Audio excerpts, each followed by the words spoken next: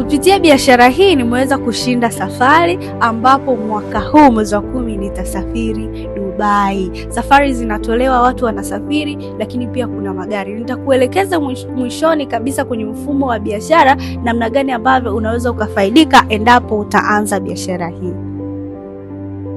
Ni kwa nini ufanye hii biashara, au ni kwa nini ufanye biashara karne ya 21? Kuna umuhimu sana wa kuwa na biashara ambayo haitahitaji usimamizi wako moja kwa moja. Watu wengi wamekuwa wakianzisha biashara na zikifeli, zimekuwa zikifa kwa sababu zinahitaji usimamizi wake moja kwa moja. Yaani asipokuwepo kwenye biashara, basi biashara inakufa. Nimeshuhudia waajiriwa wengi wakianzisha biashara na kufa. Ni kwa nini? Watu wanaoweka wanakuwa wana tamaa. Kwa hiyo hakuna usimamizi mzuri, hakuna organization nzuri, wengi wanaibiwa, wengi wanatapeliwa. Kwa nini ufanye biashara hii? Ni vizuri ufanye biashara hii kwa sababu haikubani, utaifanya kwa muda wako wa ziada. Lakini pia kuna umuhimu mkubwa wa kufanya biashara kwa sababu una faida.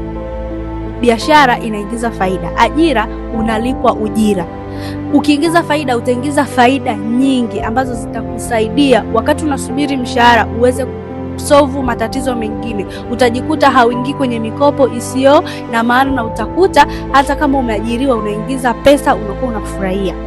Lakini pia kuna umuhimu mkubwa wa kufanya biashara kwa sababu teknolojia inazidi kukua. Kama umekuwa ni mfuatiliaji, angalia AI tayari imeibuka. Tayari tunaona kazi nyingi zinaenda ku take over na AI, zinaenda kufanywa na maroboti. Ukiangalia kwenye upande wa nyanja za kiafya, tayari maroboti yameanza kufanya surgery. Ukiangalia upande wa business, tayari maroboti yameanza kufanya.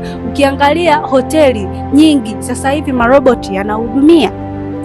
Ukiangalia mambo ya upishi sasa hivi maroboti wanafanya. Ukiangalia namna ya kuandaa ripoti, watu wengi walikuwa wanaajiri managers, wanaajiri watu ambao watawasaidia kuwafanyia ripoti, lakini sasa hivi ChatGPT kama AI inafanya kila kitu. Inaandaa ripoti, inaweza kuandikia barua nzuri, lakini pia inaweza kukupa maelezo mazuri na guide vizuri. Watu wanajifunza zaidi kwenye biashara. Lakini pia ukiangalia biashara nyingi zinaenda kufanywa na AI. Kushona wataenda kufanya maroboti. Kwa hiyo ni biashara nyingi ambazo zinaenda kufanyika. Kusuka, kwenye upande wa ususi tunaona kabisa maroboti wana seti nywele. Kama umekuwa mfuatiliaji, wana seti nywele. Ina maana ajira zinaenda kufa. Ukiwa ni mtu ambaye umetengeneza kipato kikubwa, una pesa, unaweza ukaajiri AI au ukaitumia AI ikufanyie kazi. Utanunua teknolojia ikufanyie kazi. Ukiangalia zamani watu walikuwa wanaajiriwa kwenye mashamba, wanafanya kazi kwenye mashamba, wanapata chochote kitu. Baada ya hapo watu wakaanza kupata ajira kwa sababu elimu ilianza kutokea. Watu wakawa wanaenda field na wakimaliza wanapata ajira.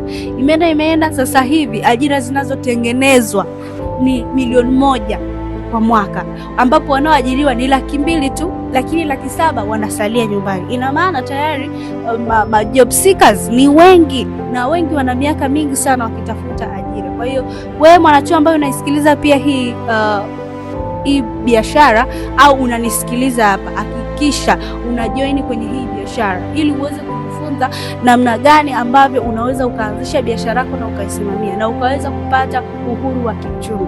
Huku utapata uhuru wa muda, huku utapata uhuru wa kiuchumi, uhuru wa kuingiza pesa unaitaka. Ni namna tu ambavyo utakavyojitoa na kuikubali na kuifanya kwa moyo mmoja. Biashara hii imejikita kwenye tasnia ya afya. Kwa nini afya? Afya ni kitu muhimu sana. Afya ni kitu ambacho kitamfanya mtu atumie gharama kubwa kuigharamia afya yake ili iweze kurudi. Kama hauna afya, ina maana huwezi kutengeneza maendeleo. Tunashuhudia watu wengi wakiuza magari, wakiuza mali zao za thamani ili waweze kwenda ende kufanyia operation. Pia mtu anaweza kukusaidia, kukuchangia kwenye afya, lakini sio mambo mengine. Tumeshuhudia lile jengo la Kariakoo lilivyodondoka. Watu wengi ambao walikuwa chini kwenye maporomoko walikuwa wakidai afya afya zao, wakiomba msaada waokolewe, kwa sababu walikuwa chini. Hakuna mtu aliyepambana kusema kwamba kuna hela zangu ziko sehemu fulani naomba mnitunzie.